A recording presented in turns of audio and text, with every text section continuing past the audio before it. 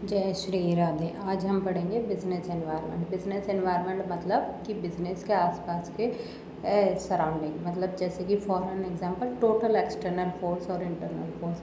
जो भी business environment में एक्सटर्नल फोर्स और इंटरनल फोर्स आते हैं उसको बिजनेस एनवायरनमेंट कहते हैं। यहाँ आप पढ़ोगे जैसे कि sum of total all external force, जो आपके एक्सटर्नल फोर्स हैं जो बिजनेस के ऑपरेशन को अफेक्ट करते हैं, वो सब किसके अंदर आते हैं? बिजनेस एनवायरनमेंट के अंदर। किसके अंदर आते हैं? Business environment. अब बिजनेस एनवायरनमेंट को के फीचर्स को, या फिर आप ये कह सकते हो कि बिजनेस एनवायरनमेंट में क्या क्या आता है, तो आप उसको किससे याद कर सकते हो? स्लेप्ट से। स्लेप्ट का मतलब SELPET। एस फॉर आपका क्या हो जाएगा? सोशल, ठीक है, political, legal and technological and economical environment. तो ये कुछ फैक्टर्स होते हैं जो बिज़नेस को क्या करते हैं? इन्फ्लुएंस करते हैं। जैसे कि सोशल, इकोनॉमिक के सोशल वैल्यूज़ चेंज हो गए। आज की डेट में आप वेस्टर्न कल्चर पे डिपेंडेंट है। इकोनॉमिक वैल्यू चेंज हो गई, कोई इकोनॉमिक ड्रास्टिक चेंज आ गया, डिमोनेटाइजेशन हो गया, टेक्नोलॉजी अपडेट हो रही है आजकल, सोशल में हो चुका है, पॉलिटिकल, गवर्नमेंट चेंज हो गई, इस तरह की। ठीक है, यहाँ पे आगे चलते हैं फैक्टर क्या क्या अफेक्ट करते हैं बिजनेस एनवायरनमेंट को। तो बिजनेस एनवायरनमेंट को आपके दो फैक्टर अफेक्ट करते हैं, दैट इज़ योर, दो नहीं काफ़ी फैक्टर्स हैं, जैसे कि स्पेसिफिक, जर्नल, ठीक है, इंटर रिलेटेड, डायनामिक होता है बिजनेस एनवायरनमेंट, अनसर्टेन होता है, कॉम्प्लेक्सिटी होती है, ठीक है, रिलेटिवनेस होता है। तो ये सब किसके अंदर आते हैं? बिजनेस एनवायरनमेंट के फीचर्स के अंदर। अब इधर आ जाइए, एक एक वर्ड में सारी ही चीज़ें एक्सप्लेन्ड है। जैसे कि यहाँ पे दे रखा है टोटलिटी ऑफ एक्सटर्नल अफेयर या फिर एक्सटर्नल फोर्स। एक्सटर्नल फोर्स का मतलब यहाँ पे ये है कि जो भी आपके एक्सटर्नल फोर्स होते हैं, सोशल, इकोनॉमिकल, पॉलिटिकल। अब हम ना फोर्सेस को दो टाइप में कैटेगराइज करते हैं, जर्नल फोर्स और स्पेसिफिक फोर्स। जर्नल फोर्स का मतलब होता है जो इनडायरेक्ट इम्पैक्ट करता है बिजनेस को, जैसे कि सोशल, पॉलिटिकल, और स्पेसिफिक फोर्स जो आपकी बिजनेस को फिर डायरेक्टली इम्पैक्ट करता है, जैसे कि कस्टमर, कॉम्पिटिटर, ठीक है। सोशल में क्या है? इनडायरेक्ट है, कोई भी वैल्यूज़ चेंज हो गई तो वो तो तुम्हारे हाथ में नहीं थी, ठीक है, तो वो डायरेक्टली इफेक्ट नहीं करेगा, इनडायरेक्टली इफेक्ट करेगा। इंटर रिलेटेड बिजनेस एनवायरनमेंट, सारे ही ऑल फोर्सेस इंटर रिलेटेड है। देखो, कस्टमर टेस्ट भी तभी चेंज होगा जब इन्वायरमेंट में सोशल वैल्यूज़ चेंज हो रही होंगी, तो ये सारी बातें, ठीक है। डायनामिक इन नेचर होता है क्योंकि business environment keep on changing होता है। आप ये नहीं कहोगे कि बिजनेस एनवायरनमेंट चेंज नहीं हो रहा।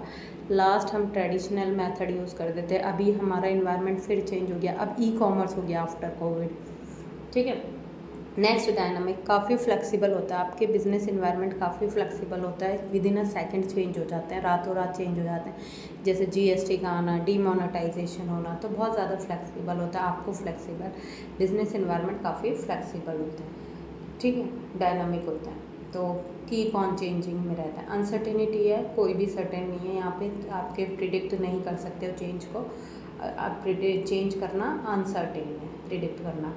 कॉम्प्लेक्सिटी है क्योंकि इसमें बहुत सारे इन्वायरमेंट है और कुछ फोर्सेस आपके हाथ में है, कुछ तो बिल्कुल हाथ में नहीं है। जैसे कि जनरल फोर्सेस आपके हाथ में नहीं है, कब गवर्नमेंट चेंज हो जाए, कब सोशल चेंज हो जाए, ठीक है।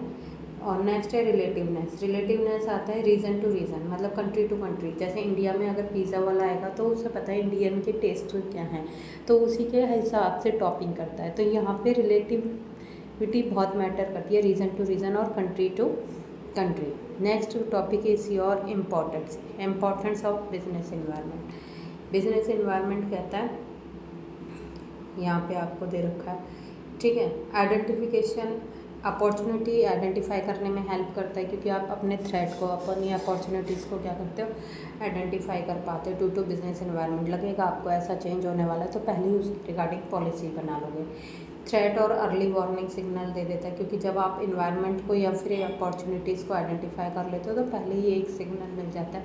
जैसे कि मल्टीनेशनल कंपनी इंडियन मार्केट में आने वाली है तो क्या क्या अपॉर्चुनिटीज़ हैं, क्या क्या थ्रेट हैं, वो आइडेंटिफाई कर लेंगे। नेक्स्ट आता है ट्रैपिंग ऑफ यूज़फुल रिसोर्सेज को काफ़ी अच्छे वे में यूज़ कर पाते क्योंकि आपके पास मशीनरी है, वेदर है, इलेक्ट्रिसिटी है, लेबर है, इन सबको इफेक्टिव वे में यूज़ कर पाते हैं ताकि आपका बेस्ट रिजल्ट आए, क्योंकि आप बिजनेस एनवायरनमेंट से कोलैबोरेट हो, बिजनेस एनवायरनमेंट को अकॉर्डिंग टू आप वैसे ही लोगे। जैसे आज की डेट में जो टेक्नोलॉजी, जो फैशन होगा, अगर आप फैब्रिक इंडस्ट्री में, जिस फैब्रिक इंडस्ट्री में है जो फैशन होगा उसी के अकॉर्डिंग क्लोथ्स बनाओगे तो उसी के अकॉर्डिंग मशीनरी लाओगे, उसी की तरह से जैसे सिलाई मशीन चेंज होगी, कॉपिंग विद द रैपिड चेंज। अब आप क्या करते हो, रैपिड चेंज, जैसे डीमोनेटाइजेशन हुआ तो इसका क्या रैपिड चेंज करेगा, rapid change in the sense कि जो भी चेंज हुआ उसके साथ आपने कॉप अप कर लिया, मतलब उसके साथ एडजस्ट कर लिया। नेक्स्ट क्या था, बिजनेस असेसिंग एंड प्लानिंग है पॉलिसी फॉर्मेशन।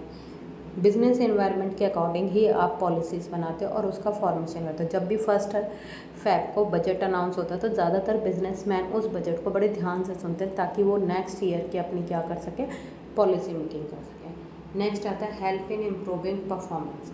बिजनेस एनवायरनमेंट आपको क्या करता है, कंटिन्यूसली मॉनिटर करता है, अडेप्ट करता है सूटेबल प्रैक्टिस रीज़न, मतलब जिस भी जहाँ पे डिमांड होगी उसके अकॉर्डिंग आप क्या कर पाओगे, अपनी इम्प्रूव कर पाओगे। बिजनेस एनवायरनमेंट को समझ जाओगे तो कस्टमर टेस्ट प्रेफरेंस को समझ जाओगे, पॉलिसीज़ को समझ जाओगे तो ज़्यादा से ज़्यादा क्या है, रिटर्न कर पाओगे। ये थी इसकी इम्पोर्टेंस ऑफ बिजनेस एनवायरनमेंट। अगर आपको किसी भी तरह का डाउट है या आपको ये नोट्स PDF फॉर्म में चाहिए तो you can comment on this particular video. I will share the PDF also. Thank you and have a nice day.